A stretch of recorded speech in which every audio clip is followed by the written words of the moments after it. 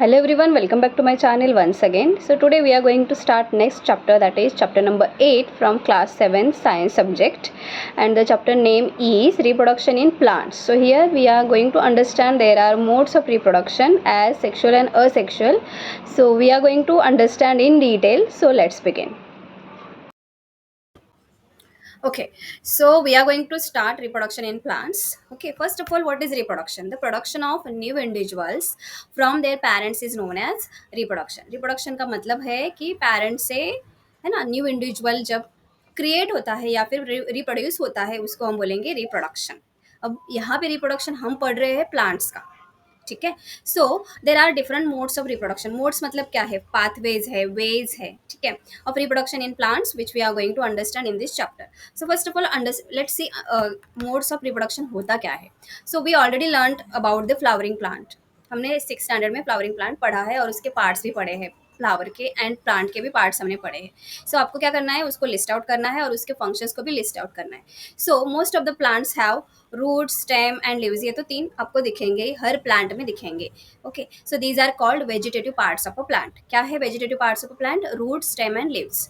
ठीक है. So after a certain period of growth क्या हो जाता है? थोड़ी मतलब ग्रोथ होती है तो क्या होता है? हमें फ्लावर्स दिखने लगते हैं. राइट, हमें फ्लावर्स दिखने लगते हैं प्लांट्स के ऊपर जब वो फ्लावरिंग प्लांट होगा तभी.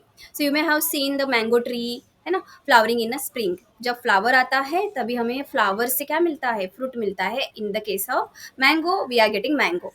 मैंगो ट्री से हमें मैंगो मिलता है, एप्पल तो नहीं मिलेगा. Right. So it is these flowers that gives us juicy mango fruit which we enjoy in summer. जो हम समर में यूज़ करते हैं, एंजॉय करते हैं मैंगो ट्री, वो कहाँ से आता है? मैंगो के फ्लावर से ही आता है. सो मैंगो खाने के बाद हम उसके सीड्स को फेंक देते हैं, बट अगर यही सीड हम जर्मिनेट करते हैं so we are getting a new plant, a new mango plant हमें मिले जाएगा. जहाँ से ये सीड से, कहाँ से? सीड से. अगर आप उसको सीड को जर्मिनेट करके फिर से प्लांट कर देते हो सॉइल में. So what is the function of flowers in this plant? Yes, the function क्या हो जाता है फिर? The flower perform the reproduction function. The flower performs the function of reproduction in plants and flowers are called as reproductive parts. उसको हम बोलेंगे reproductive part. So there are several ways by which plant reproduce their offsprings. ठीक है. तो these are categorized into 2 ways. कितने हैं? 2 types के हैं, asexual reproduction and sexual reproduction. So asexual reproduction में सीड की जरूरत नहीं है. means we are going to understand how it is happening. So in asexual reproduction plants can give rise to new plants without seed. ठीक है. whereas in sexual reproduction में plants seed का use कर लेते हैं. So let's understand about asexual reproduction. In asexual reproduction, as we have just discussed about, there are no need of seeds. So क्या use होगा? Other parts of the plant क्या रह जाते हैं? रूट, स्टेम एंड लीव्स रह जाते हैं. Even birds भी रह जाते हैं. तो from that we can get a new plant. So here we have first type, that is vegetative propagation. It is a type of asexual reproduction in which new plants are produced from roots, stems, leaves and buds.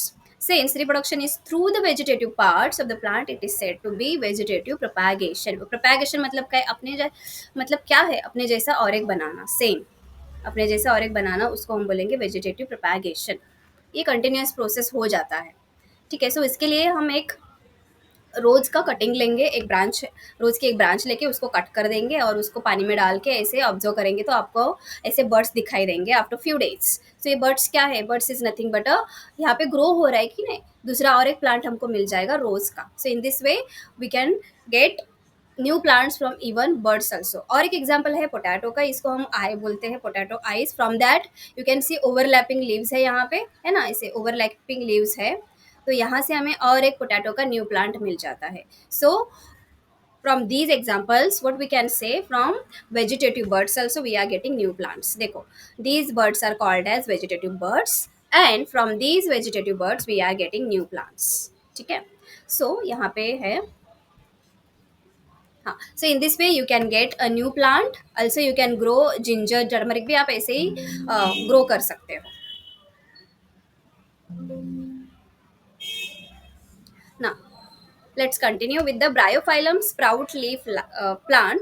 ये sprout leaf plant है which has buds in the margins of the leaves. ये देखो, bryophyllum एक plant है, उसके margins को, as we have already learn about the parts of a leaf also, इसको हम मार्जिन बोलेंगे. ठीक है, ये जो लीफ का बॉर्डर होता है उसको हम मार्जिन बोलेंगे। यहाँ से हमें न्यू प्लांट्स मिल जाते हैं। ये लीव्स देखो, ये न्यू प्लांट्स की लीव्स है। ठीक है।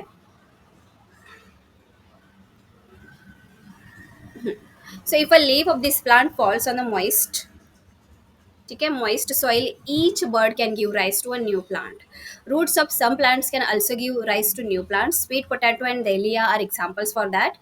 Plants such as cacti produce new plants when their parts get detached from the main plant body. Each detached part can grow into a new plant. So, in this way, we can get new plants. So, plant produced by vegetative propagation takes less time to grow and bear flowers and fruits earlier than those produced from the seeds. So, the new plants are exact copies of the parent plant as they are produced from single parent. आपने देखा होगा money plant का, अगर आप उसका cutting लेके भी और एक प्लांट ग्रो कर देते हैं तो वो इन अ वीक, मतलब इन अ वीक आपको नया प्लांट मिल जाता है. So later in this chapter, we will learn about the sexual reproduction, which have the characteristics of both the parents. A plant produce seeds as a result of sexual reproduction. ठीक है. So let's understand about the second way of sexual reproduction, that is budding. So you have already learned about the tiny organisms. Yeast can be seen only under microscope. बराबर. So yeast हम ऐसे नहीं देख सकते naked eye से, हमको microscope के अंदर ही हमें yeast दिखेंगे. So these grow and multiply every few hours. It's sufficient nutrients are made available to them. अगर न्यूट्रिएंट्स उनको मिल जाएंगे तो इन फ्यू आवर वो बहुत सारे मल्टीप्लाई हो जाते हैं. So remember that yeast is a single celled organism. वो एक single celled organism. So let us see how they are produced, reproduce. So उसके लिए एक एक्टिविटी है, take a piece of yeast cake या फिर ईस्ट पाउडर लेना है फ्रॉम बेकरी शॉप और केमिस्ट से भी मिल जाएगा. Take a pinch of yeast and take place it in a container with some water. मतलब ईस्ट एंड वाटर को ऐड कर देना है. ठीक है. Then add a spoonful of sugar and shake it to dissolve it. मतलब shake करके dissolve कर देना है शुगर को. So keep it with the warm part of a room. After an hour put a drop of this liquid on a glass slide and observe under microscope. So what do you observe? So you may see the formation of new east sales. ये हमें formation मिल जाएगा. ठीक है. यहाँ पे देखो, ये एक था, एक ईस्ट सेल है. Then developing a bud like this. ऐसे यहाँ से एक प्रोजेक्शन बाहर निकलेगा. ठीक है. और ये वाला बन जाएगा. देन न्यू बर्ड आ जाएगा. मतलब ये पूरा बन गया यहाँ पे. देन यहाँ से ऐसे चेन जैसे और बर्ड्स क्रिएट हो जाते हैं. यहाँ पे देखो चेन है ना. तो रिप्रोडक्शन इन ईस्ट बाय बर्डिंग किसको बोलेंगे? ये जो बर्ड्स है ना, ये सिंगल को, एक जो सिंगल ये प्रोजेक्शन आया है उसको bud. So that's why it is said to be budding. So the small bulb like projection coming out from the yeast is called bud. ये जो प्रोजेक्शन बाहर आ रहा है उसको हम बर्ड बोलते हैं. तो that's why it is called budding process. ठीक है. So the bird gradually grows and gets detached from the parent cell and forms a new yeast cell. मतलब ये यहाँ से ये डिटैच हो जाएगा और फिर ये न्यू सेल क्रिएट हो जाएगा. और यहाँ से फिर और ऐसे प्रोजेक्शन बाहर आ जाएंगे. ऐसे ही वो क्रिएट हो जाएगा, मल्टीप्लाई होता जाएगा. So the new yeast cell grows, mature and produces more yeast cells. Sometimes another bud arises from the bud, forming a chain of the buds, and this process continues. A large number of yeast cells are produced in a short time. इसकी वजह से वो short time में ही, आपने देखा होगा कि अगर आपने ईस्ट को पानी में डाल के मिक्सर बना के रख दिया इन 1 hour ओनली, वो ऐसे फूल जाते हैं ना. मतलब वहाँ पे क्या हो गया? वहाँ पे formation of many east sales हो गया. ठीक है. So let's understand about fragmentation. मतलब क्या है फ्रैगमेंटेशन? मतलब क्या है? डिवाइड होना. So you might have seen slimy green patches in a ponds or in other stagnant water bodies. अभी मानसून में भी दिखेगा आपको कि ऐसे these are the algae. यहाँ पे कभी कभी हम चलते हैं तो हम फिसल भी जाते हैं ना, because of this. So ये क्या है? ये एक प्रकार के algae है. So when water and nutrients are available for these algae grow and multiply rapidly by fragmentation. An alga breaks up into two or more fragments. These fragments or pieces grow into new individuals. ये देखो यहाँ पे picture है. ये एक अलगा है, single को अलगा बोलेंगे. देन यहाँ से कट हो जाता है तो ये वाला एक पार्ट बन गया, ये वाला एक पार्ट बन गया. और ये फिर बाद में कट हो जाएगा तो यहाँ से फिर एक पार्ट बन जाता है, यहाँ पे फिर दूसरा पार्ट बन जाएगा. ऐसे ये फ्रेगमेंटेशन होता जाएगा होता जाएगा होता जाएगा. ठीक है. So in this way this process continues and they cover a large area in a short period of time. ठीक है. तो ये है fragmentation process. So next is the spore formation.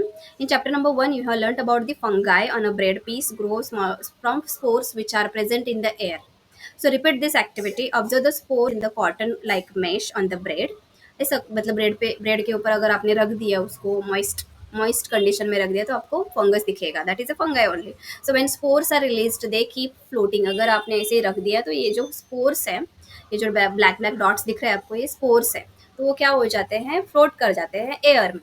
So as they are very light, they cover long distances, and spores are asexual reproductive bodies. So each spore is covered by a hard protective coat to withstand unfavorable conditions such as high temperature and low humidity. So they can survive for a long time. Under favorable conditions, a spore germinates and develops into a new individual. That's why आपने देखा होगा ना कि एक जगह पे अगर ये ब्रेड है, मान लो ये ब्रेड है, यहाँ पे फंगस आ गया है तो थोड़ी देर के बाद यहाँ पे भी आ जाता है.